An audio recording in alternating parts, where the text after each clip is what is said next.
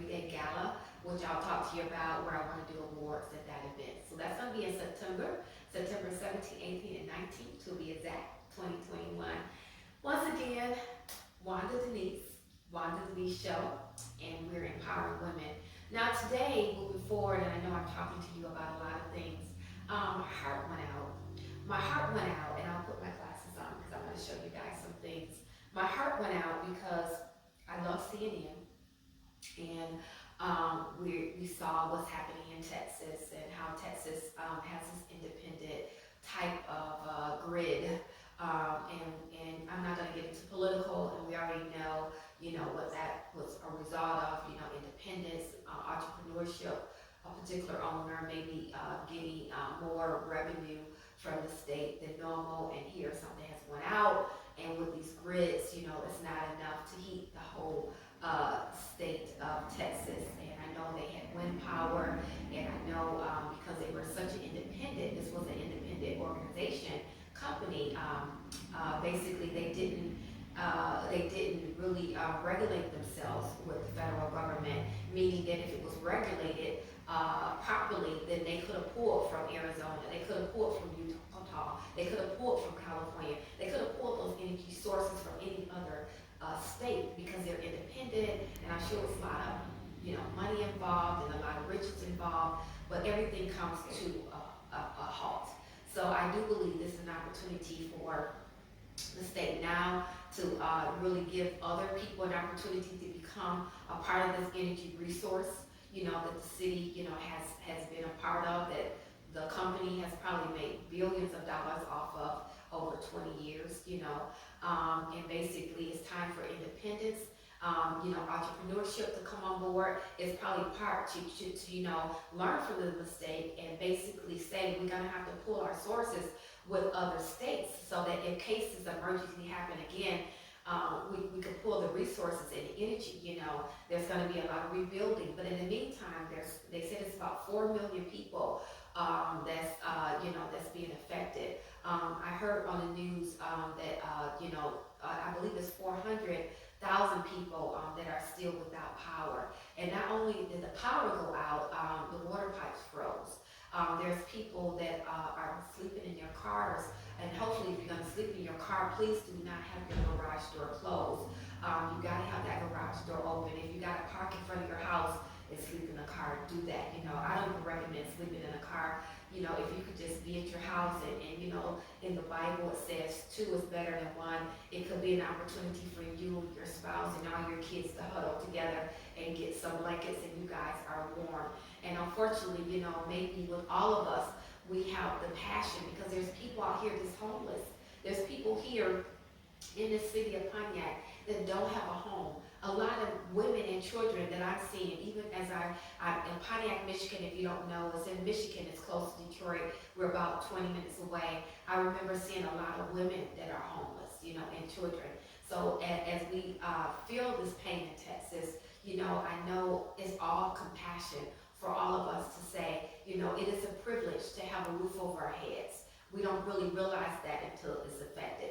It's a privilege to have lights and gas and water and everything, and we're compassionate. So I'm hoping that, we pull together, Texans, everyone pull together, get under those blankets, but then when this is over, we all have to have compassion for people that are homeless. There's people that are homeless, in states like California where it's a little hot, but sometimes they might need water, because if you're outside all day, you get thirsty. There's people here in Michigan, when it's cold, you need a roof over your head. You need lights and gas and water. We're human beings, we have to brush our teeth and wash ourselves and even, release ourselves.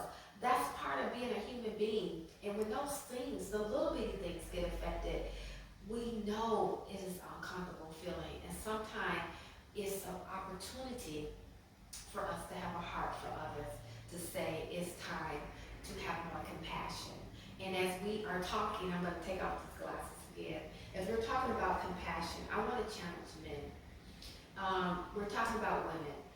And men, we need your help. Sometimes men, they want to see women just on our backs. We can't. It's time for us to be independent. Also, also I heard on CNN today, and my heart went out. There's exactly, and I'm going to have you guess. Audience, guess how many women are without work? Okay, I can't hear you, but you're guessing. There's at least five, not hundred, not thousand, 5 million women.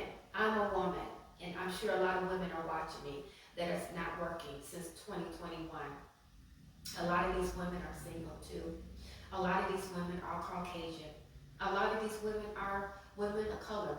A lot of these women are Hispanic. A lot of these women are Asian. And even some of these women are Italian. Some of these women are probably Jewish. Some of the women are probably Arabic, and those are groups of women that are usually really wealthy too.